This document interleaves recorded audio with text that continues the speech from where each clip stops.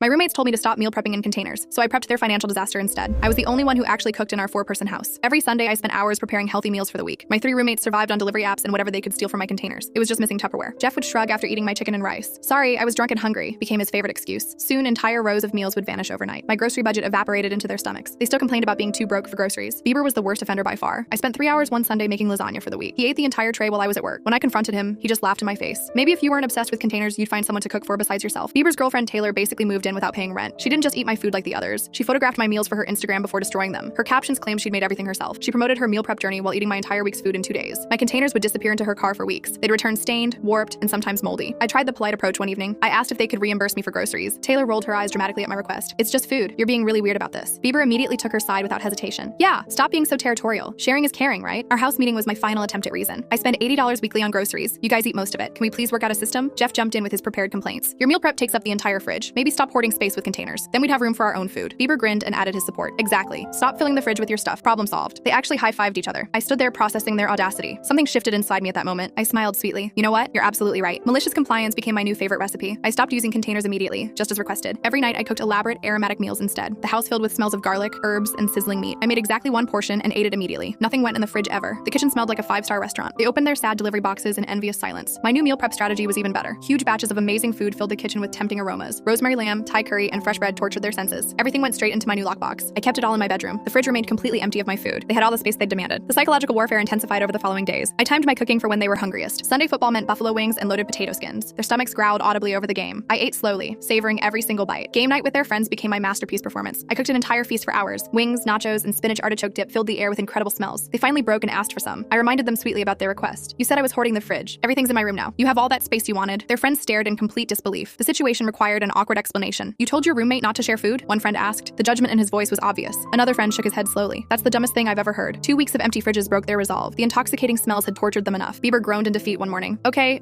we get it. Can we work out a food budget? We'll pay you to meal prep for everyone. I pulled out my laptop with fake enthusiasm. Actually, I found the perfect solution. This meal delivery service has an amazing deal. Everyone just needs to sign up for the group discount. Taylor grabbed the tablet without reading anything. Whatever. Where do I click? She tapped through multiple screens carelessly. Her credit card information went in without question. She complained about how many steps there were. She never read a single word. She just committed to a 52-week subscription. The price was $300 per week. The cancellation fee was absolutely massive. The group discount page had actually been commitment terms. I started packing that same night. My studio apartment was already lined up. I could meal prep there in peace. My note on the empty fridge was cheerfully worded. Congratulations, Taylor. You're now enrolled in premium meal delivery. $300 per week for professional food. First charge hits tomorrow. My phone exploded with calls and texts as I drove away.